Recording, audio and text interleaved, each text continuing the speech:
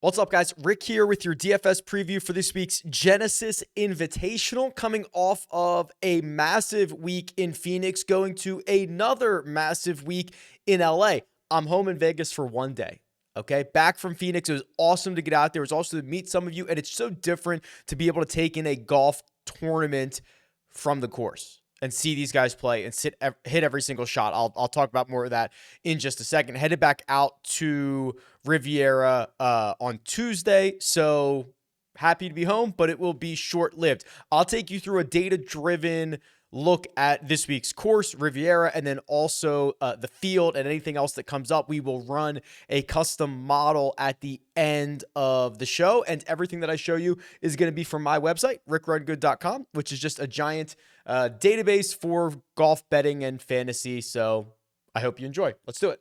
This is the course. It's Riviera. I think even to the harshest of critics, Riviera is going to get just top-notch grades from everybody. It is a challenging golf course. It is a well-designed golf course, and it asks you for a lot of different things, which is always fun, right? There is not the opportunity to hit the same shot over and over and over again. Statistically, when you start looking at the model and you start looking at the stats from Riviera, you'll notice a couple of things. Very low fairway percentage. You don't hit a lot of fairways. In fact, some of the lowest rates on the PGA Tour. You don't hit a lot of greens. Some of the lowest rates on the PGA Tour. It is because Riviera generally plays pretty firm and fast, right? And when you have balls even that land in the fairway and they run out on undulation, they roll out of the fairway. The contrast from last week is going to be that since everyone is going to be missing fairways, distance seems to be more important, at least in my opinion. And also when you look at the key stats model. So this is just a simple regression model that looks at the last handful of years and the last handful of years in terms of statistics, and it finds the types of golf players the types of golf players. That's something I've never said before. I'm running on very little sleep right now. The types of golfers who have success at every single golf course, and look what you see here. Driving accuracy is like non-existent in terms of correlation to success.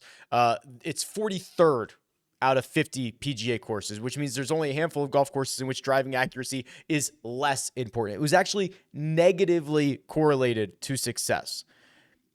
Driving distance, on the other hand, highly correlated, 9th, which means there's only 8 other courses in which driving distance is more important. Makes sense, right? If everybody is playing out of the rough, the guys who are closer to the green are going to have success. It is the same. Bryson at Winged Foot is the extreme example of what we saw. It's the easy one to go back and just reference that one, but it's kind of similar around this place. The other thing that you'll note is because you're missing a lot of greens, strokes gained around the green is very important. 10th on the PGA Tour, which means there's not only 9 other courses in which strokes gained around the green is more important. Then we're back on Poa greens that run very fast for Poa. 12.5 on the stimp is what we've got going into the week. And they are very difficult from 5 feet and in, 10 feet and in. They're more subtle. They're hard to read. And Poa in general is just a more variant putting surface where things are going to kind of get a little haywire. Some guys love it. Some guys do not. The other aspects about this, you're not going to get a lot of flat lies. You're not going to get a lot of even lies. There's a lot of balls above your feet, a lot of hanging lies. You're going to have to be able to move the ball left to right, right to left. You're going to have to be a little bit creative. I want to circle back to the driving distance argument because with driving accuracy argument, because driving accuracy is in theory not important, but there's a lot of different ways to play this golf course, which is why it makes it so great. There's just a million options. So I don't necessarily box out the short, accurate guys, obviously, but I would prefer distance. I would prefer some savviness around the greens. I would prefer some experience, some good, positive experience, either here at Riviera or on Poa and West Coast Poa in general. This is going to be a lot of fun. It is just another stacked field. We're however many minutes into this, and I haven't even mention that Tiger Woods is playing in this event, which is absolutely crazy, something that we'll get to in just a second. But Riviera, the golf course, might steal the show this week. It is so good. Television never does it justice. I can't wait to get out there. The 10th hole is probably my favorite hole on the PGA Tour. It's a very short par 4 in which you can see a lot of birdies and you can see guys make triple, right? I mean, and there's no hazard. There's no penalty stroke out there for you. It's just a diabolical little hole that gives you options, and it is not easy. This tiny little long and tiny green. It's nuts. So looking forward to it very much. Let's talk about the field. Here's the cheat sheet. There are 4 golfers over $10,000. John Rahm, Scotty Scheffler, Rory McIlroy, Justin Thomas, all well deserving of this. Let's just start with John Rahm. I spent a lot of time this week walking with Rahm's groups. I saw a lot of the shots that he hit. I mean this in the nicest way possible. He did not have anywhere close to his best stuff last week in Phoenix. And I think he'll tell you that. And to still finish third in what was the deepest field of the year so far in a major championship like field is beyond impressive. His B- stuff is better than like everybody else all the time. It's really incredible. And the one thing that I've noticed about John Rahm, and you'll see this, he is not hitting that little baby cut or power fade. It's kind of a slice right now, right? The dispersion is much wider, which at TPC Scottsdale is really troublesome, right? You start bringing in desert and cactus and all this other stuff, and it kind of plays you out of it the more you miss the fairway.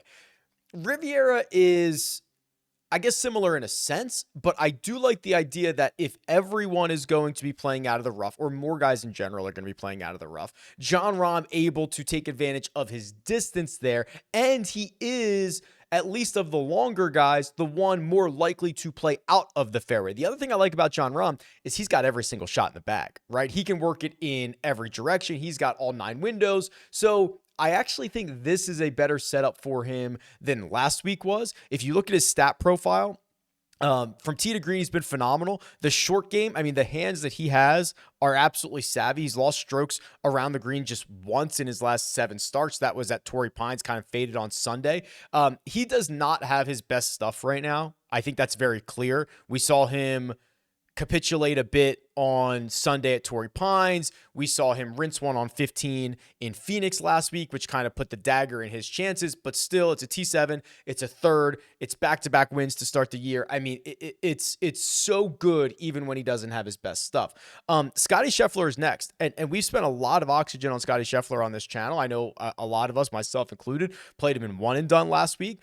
If I just took this stat, maybe I'll do this. I'll just take this stat profile and I'm just going to mix it up, right? Like right now it's chronological. I'm just going to mix up this stat profile, and you'd have a very difficult time looking at his stat profile out of order and identifying his wins and identifying his top 10s or his events that he struggled in. Obviously, this is a big struggle here where he loses, 7 strokes in the short game categories at the CJ Cup. But otherwise, this is the thing that's so exciting about Scotty is you've gotten the same thing every single week for like 18 months. He is an elite tee to green player who only needs to gain a little bit with the putter to win. So let's look at the power rankings and see where he is in terms of tee to green play. Here's the last 50 rounds. This is probably 6 months or so for Scotty. He is second in this field from tee to green to just Rory McIlroy. And there's a pretty big gap from Rory to Scotty, and then a pretty big gap from Scotty to Tony Finau. If we go 100 rounds, which is usually like a year for most of these guys, we'll see if that helps Scotty or hurts him. I bet you I thought it was going to help him. It's exactly the same. Rory number 1, Scotty number 2. You do get JT at 3, Rahm at 4, and then Will Zalatoris, at 5. So Scotty has been doing the Scotty thing for a year. I was on CBS Sports talking about this event a lot while we were in Phoenix, and the way that I felt was that Rahm was getting the most out of having his B- game, and Scotty was just playing to his averages, right? He never did anything spectacular. He never did anything horrible. He just did what he did. So again, 2 guys with super high floors at the top of the board. Rory and JT, this is a bit more of a nuanced. So let's talk about these two. Two things Rory struggled with last week. He didn't drive it particularly well. He still gained 3 strokes off the tee, but it was the least since his win at the Tour Championship. He's usually a 4, 5, 6 strokes gained off the tee player, and he lost 3.2 with the putter, which is, again, his worst since the BMW Championship. If you start loading up his results around Riviera, I think it looks a lot better. He gained 5 strokes on these greens last year in 2022. He has gained strokes in 4 of his 6 trips with the putter. One of them was like a dead 0, and then he lost a ton in 2021. So generally a lot of good stuff. And I think this is, again, a better setup for him. TPC Scottsdale off the tee does not set up well for Rory's eye, his shot shape, or anything else. Riviera should be able to provide a much better sight line for him, and you can see it in the results. It's 6 trips. It's 5 of them are inside the top 20. 3 of them are inside the top 10.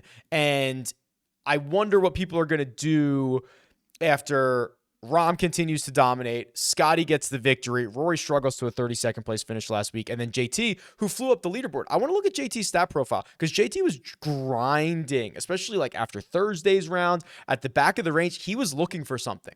His dad was out there. Bones was out there. They were grinding, and I think they might have found it, right? Because he got better each and every round last week. He closed with a 64, 65, something like that. Flies up the leaderboard. It was a very, very quiet 4th place finish. You probably never saw, I don't know what the coverage looked like, but you might not have seen a single Justin Thomas shot en route to a 4th place finish. But this is what you want to see. This is the stat profile that we've talked about. The struggles on approach from the Scottish Open to the Tournament of Champions. Now we have 2 straight events in which he's gained multiple strokes on approach. The Farmers was 3 measured rounds, so he gained at least a stroke per round on approach at Farmers, and he gained 4 last week in Phoenix. So now we have 7 consecutive measured rounds in which he has gained at least 1 stroke on approach. That is the Justin Thomas blueprint. 1 stroke on approach. That's the Justin Thomas blueprint. His around the green play does not get the credit it deserves. He is so good. He's got all the shots.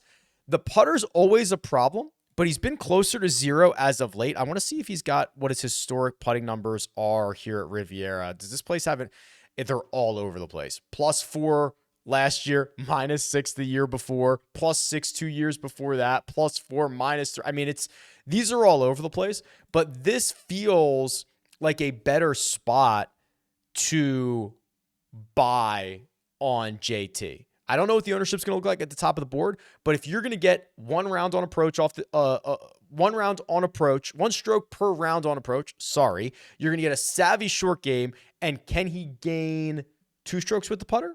That would be the path to him winning this golf tournament. When you get a field like this, just absolutely stacked, the 9K range is going to be awesome. And it's so hard to split hairs here, especially because a lot of these guys have so much good course history. They're playing well. It's Xander, it's Max Homa, Finau, Sungjae, Colin Morikawa, Sam Burns, and Patrick Cantlay. That's the 9K range. So a couple that stand out to me. Let me highlight Tony Finau here for a second. Again, you're going to need a complete game at Riviera. You're going to need to hit your second shots well. Distance is certainly a benefit, and you need to be stout around the greens. Well, look at Tony Finau's stat profile. A lot of that stuff fits, right? He's not the world's best player around the greens, but he's good enough. He's gained in each of his last 2. He's gained in 5 of 6. The only time he lost in that stretch was the Tournament of Champions. He lost 0.1 around the green. So rarely does he lose you in a big way. More often, he's going to gain you around the greens. The two most recent starts for him have been struggles with the putter. He snapped a streak of, at least in terms of measured events, like 9 straight events, strokes gained with the flat stick. He loses at Torrey, still finishes T9, loses more in Phoenix, still finishes T14.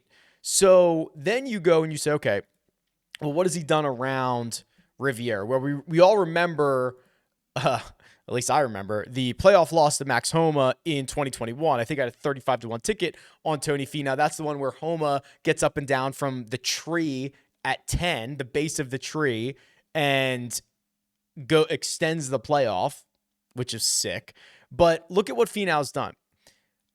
In 3 of his last 5 trips, he's gained at least 6 strokes on approach. Very, very good. The putter, at least in recent years, his last 5 years, he's gained in 3 of them. The 2 losses were 1 stroke and 1.7. The wins were 3 and 4.9. So he can kind of get hot on these greens. He kind of shook when he first started. He was pretty bad at Riviera. The last 5 years, he's seemingly gotten it figured out. So this is a stat profile that looks like a guy that if he just putts to the way he was putting a couple of weeks ago, and he gains 2 strokes with the putter, is likely to be in the mix. The other one is Sam Burns. Sam Burns, I didn't see any of the coverage because I was there, but I don't know what the discord around Sam Burns was at Phoenix, but from what I saw, I thought he played great. He drives it so well. He has the ability to get hot on his second shots, to roll the rock, and look at his short game. Really, really good. Gained 3 last week in Phoenix. Phoenix is a place where there are some tough shots around the green in Phoenix, and he gains 3 strokes there, 1.6 at the American Express. That would have only been 2 measured rounds. So basically that's the same average in each of his last 2 measured events. He generally gains in these categories. And remember, before I even pull up his history, he held the lead going into the back 9. I think it was 2 years ago. It was probably the Homa year. He had a multiple shot lead going into the back 9. Here at Riviera, yeah, it was. He ended up finishing 3rd that year, missed the cut in 2022, T23 in 2020, missed the cut in 2019. So a little bit of a mixed bag, but we know that he can at least find success around this place. I think he's on the verge, right? Like that's a stat profile that looks like he's on the verge to me. Also, quickly, on Morikawa, I have no problem going back to him. I bet him last week. I thought he was going to be great. As soon as we got there Thursday morning and the wind was up, I was regretting everything. I think the evidence is building a little bit that Morikawa is not particularly strong in the wind. And when I was following him around, I saw multiple shots just get swatted. And I think we're building a portfolio of those types of shots. And it's not a knock against him. When you have one amazing shot, why would you try to pull off a bunch of different shots? I just don't know if he has enough shots in the wind. So I hate to be like the wind guy, but if it's pretty calm, like I would imagine we're going to get at Riviera this week. I'll have to look later in the week, Wednesday, 3 p.m. Eastern time, live chat. Maybe I'll move it up this week if I want to go to the golf course on Wednesday. Actually, maybe I'll leave it at noon so I can go to the golf course in the morning, it'll be 3 p.m. Eastern. So I can go to the golf course in the morning and then come back and answer questions. Maybe that's what I'll do. So I'll probably leave it. But if we get benign conditions, it's obviously a great spot for him. The fact that he even gained a stroke, 1.7 on approach last week after the shots that I saw him hit, I'm impressed. So loses 4.3 in the short game categories, well within his range of outcomes. You have to accept that as a possibility, right? He did it at the CJ Cup. He did it at the Tour Championship. But you can also accept in the range of outcomes the 5.2 around the green that he gained at the tournament, 5.2 in the short game categories, gained around the green at the Tournament of Champions, even chili dipping a couple on Sunday. You got to take both sides of it with Morikawa. The $8,000 range. This is, again, very, very interesting. So I think most people would say, wow, Victor's played really well here, but why, right? His short game isn't particularly strong. These are larger than tour average greens, 7,500 yards. You've got to hit the correct spot because he is so good at the ball striking categories, because he does chase the angles around Riviera. You might see him play down the incorrect fairway at times here. And because he is aggressive, if you can pull it off, you can get into the right quadrants. But yeah, it's kind of a little bit of a unique situation where he's got back-to-back top 5 finishes, and like he's much better around the greens now, but is not a particularly strong player there.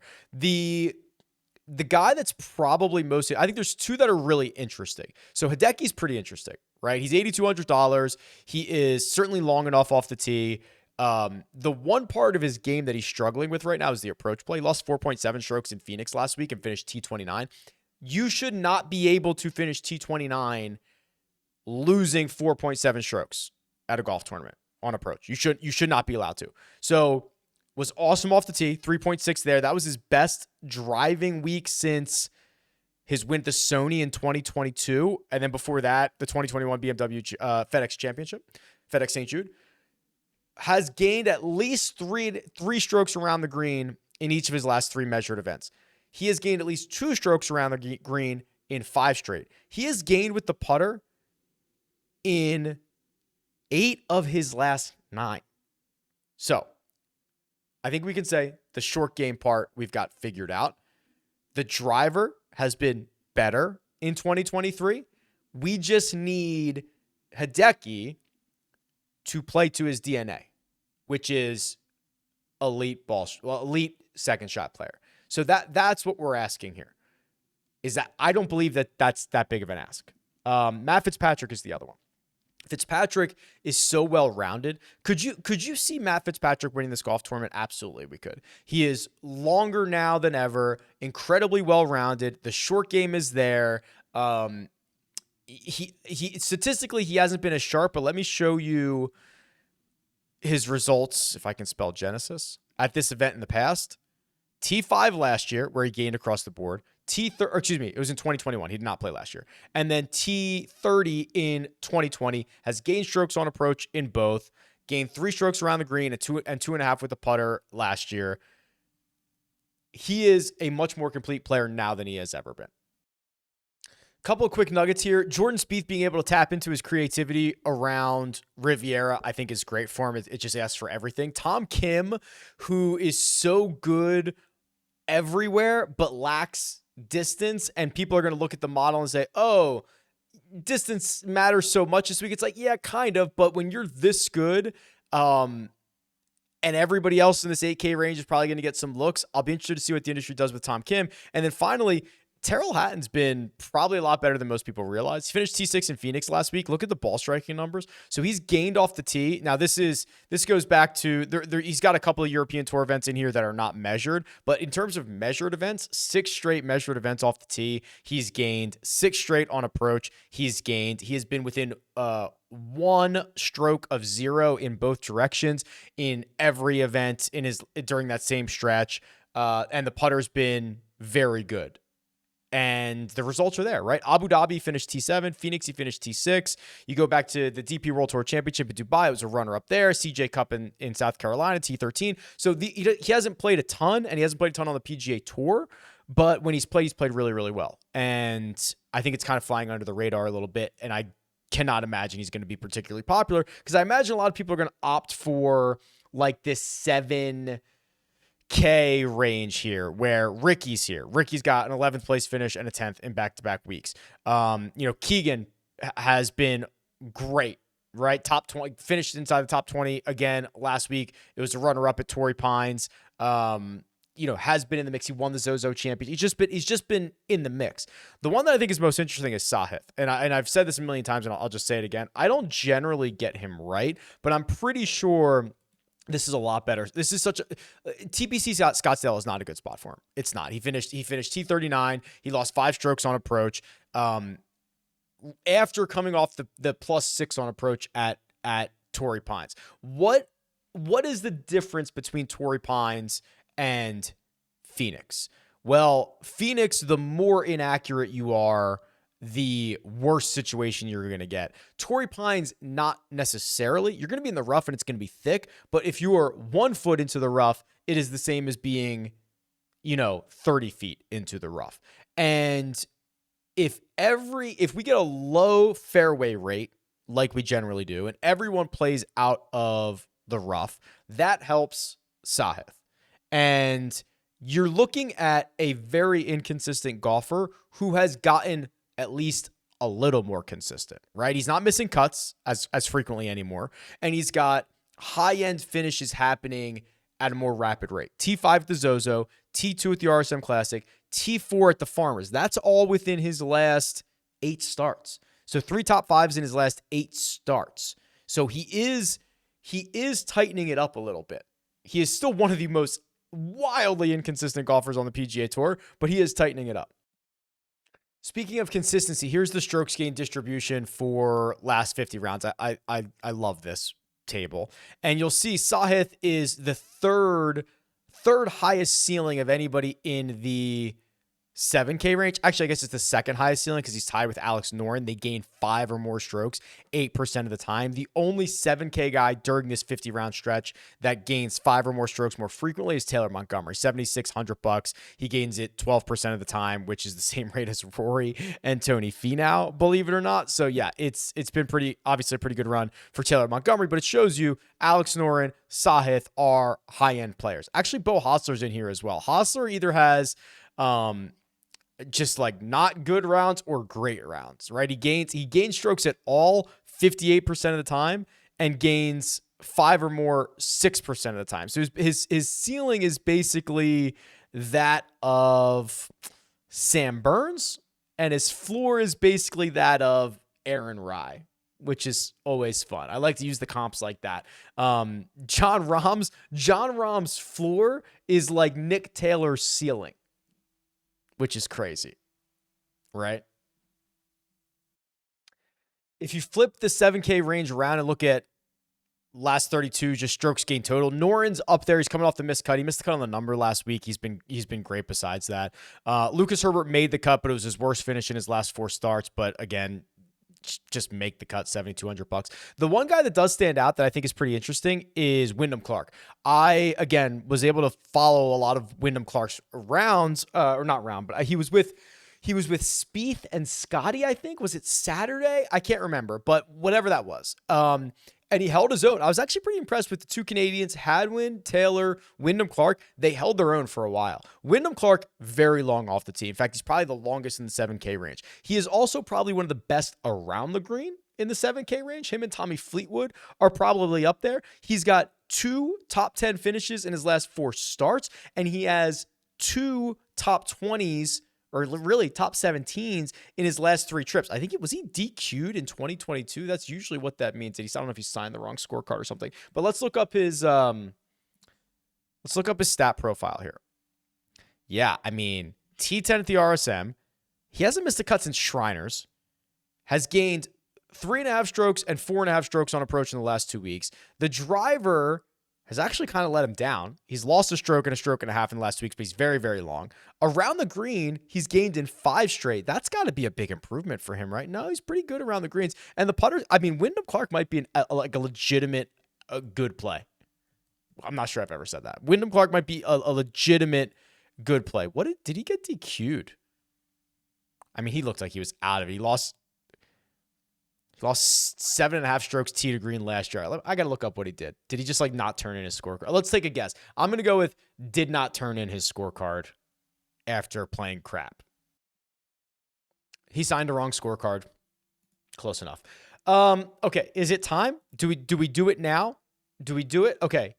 The man, the myth, the legend, the big cat is $7,300. So first off, just to put this into perspective, Tiger Woods is the same price as Alex Noren, who I just told you is the best raw strokes gained player in the 7K range.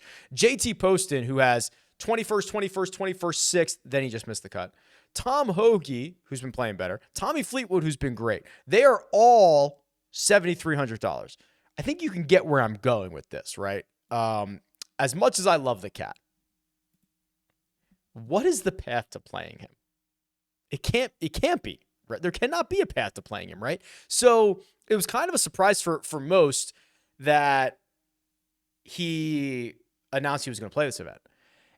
I guess it makes sense where if he wants to get some reps in before major championship season, doesn't want to get to the Masters prior with no competitive reps, and he's going to be here anyway to hand out the trophy. He's the host. He's the ambassador. He might as well just play. We have only seen him in majors and matches for a long time. It's been over 800 days since he's played a non-major PGA Tour event. The 2020, October of 2020, the Zozo Championship, finished T72. So he does not have a top 40. No, he has a T37 at the 2020 PGA Championship.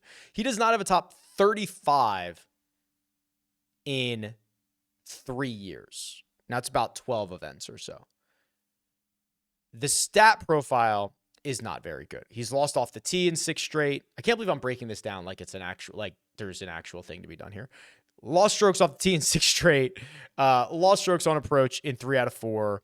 He has lost strokes with the putter all but twice since this event in 2020. I hope to God I watch Tiger Woods win the Genesis Invitational. However, when you start comping him to the other very competitive golfers in global golf at the same price, it's almost pretty inconceivable to play Tiger. Also, as if that was not enough. Okay, Tiger's graded on a different scale, but this is like the worst place he's ever played, right? I mean, he's got a bunch of runner-up finishes, but this is the place he's played the most without a win. Again, it's a different scale for Tiger, but I don't know. Like, what are we possibly going to do with this? Just not play him and root for him, right? That's the only thing we can do. We just root that he go. I mean, if you really want action, go, I don't know, go bend to make the cut or something. But this is, I think this is just a trial run to see what happens with the body. That's what I think is happening here. I hope we get some really good moments and he feels good and all that fun stuff. But I do, like, my job here is to look at this pretty objectively from a statistical standpoint and a, dollar sign standpoint. And I just could not possibly imagine playing Tiger. The $6,000 range, man, we are going to get burnt by Adrian Meronk again, aren't we? Right? So let's pull up Meronk's profile. I think I was in on him. Whatever this one missed cut was, I'm pretty sure I was in on him then. No, it would have been Bermuda. He was 10,300. He missed the cut. Yeah. So since then, he's been pretty good. Finished 7th in Dubai, DP World Tour Championship, huge event on the European Tour. He won the Australian Open. He was part of the winning team at the Hero Cup. He finished T10 at the Abu Dhabi HSBC Championship. He missed the cut in Dubai, and then he finished T4, was that last week? 2 weeks ago, at the Ras Al Khaimah Championship. The stats that we have from the European Tour, I do have the strokes gain metrics, so or for most of these events at least. Very good off the tee. He's very long. Second shots, great. Around the green, great. I mean, I'm going to get burned again. It's such a great stat profile. He's coming off great play. Has he played here before? I don't think so. No, he hasn't. Yeah, it's going to be tough to pass him up. I guess I'll be that sucker and go right back to him. Sam Ryder feels like he's getting pretty close. He needs to clean up a few things, and he's capable of making a big number or having like a 3 or 4 hole stretch where he kind of punts some of these tournaments away. But he's got 3 top 20s in his last 6. The last 2 are a T20 in Phoenix, elevated event, obviously, and a T4 at the Farmers, which, yes, shoulda, woulda, coulda won it. Okay. But golf is hard. Winning is hard. The approach play is strong. The putting is strong. The around the green play is adequate. He's just going to have to clean up a couple of bad holes, but he's still living in that, $6,000 range. He's seemingly getting a little bit more confident out there. It feels like he's putting it together. That's what it feels like. It's what the stat profile looks like. And this wouldn't be an awful spot for him. He finished 26th last year. All right, let's just run a model here and see what it pumps out. So custom model, RickRunGood.com. Okay, I gotta adjust my brain a little bit here because we actually do want to put some pretty significant weight like on around the green play. So we're gonna put 25 around the green, something that I generally do not do. Then we will do putting on POA for 20. We will then put a little sprinkle of course history, 10, on strokes gained Riv, and 5 on strokes gained Augusta National. Yeah, the off the tee very different, but the undulation, the requirement of short game components, I think is pretty interesting. Okay, so we've got 40 left to work with. We can let's do distance for. I mean, we should weigh it pretty heavily. 18. So we've got 22 left. We'll do approach play.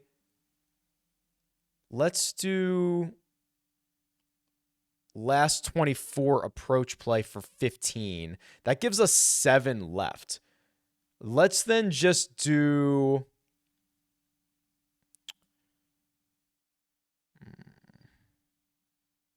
Let me think about this. We could just do the implied odds. Let's do that. 7 on implied odds. My number one golfer is, Rory McIlroy. Number 2, Jon Rahm. Number 3, Justin Thompson. No surprise, no surprise, no surprise. Here are the couple surprises. Adam Scott is 4th. So this is really interesting because what I put into the model is what I would define as course fit, right? Whether you've played this golf course or not, I would call it course fit. Adam Scott has played well here before. Actually, I see he's won this event before, right? Is this his last win? 2020, 2019? I can't remember, but he's played well. He's played well here before. Obviously gets the Augusta crossover comps, and the rest of it is pretty strong as well. Hideki is 5. So those are 2 guys who are in the $8,000 price range, 4 and 5. Scotty is 6, no surprise. Cantlay 7, Xander 8, Victor a little bit of a surprise at 9 because he's $8,900. He is higher ranked than some of his higher priced peers. Will Zalatoris is 10. You do get some surprises after this. Look at this. KH Lee's 11, Wyndham Clark is 12, Tommy Fleetwood is 13 because of the around the green play. Sung Jae 14, Adrian Meronk 15. Yeah, I know. I hate it too. We're going to do it together. Spieth 16, Patrick Rogers 18, Patrick Rogers 17, Matt Fitzpatrick 18, Tony Finau 19. I'll just give you 20, Max Homa. Interesting. Okay, cool. So looks like the kind of outliers in my power rankings are Scott and Hideki, and KH Lee and Wyndham Clark and Adrian Meronk. Like those are the guys that I'll probably be heavier on. I'll save this model. We can talk about it on Wednesday. So 2023 Riv, and we'll see what happens. So here's the schedule. So I appreciate your patience. It's, being on the road is nuts, but everything should be generally the same this week. Tuesday betting preview, Wednesday live chat, Wednesday power hour. I'll do run good prop stuff as well if I can find some time. But I appreciate everybody tuning in. Best of luck this week. I'll talk to you guys soon.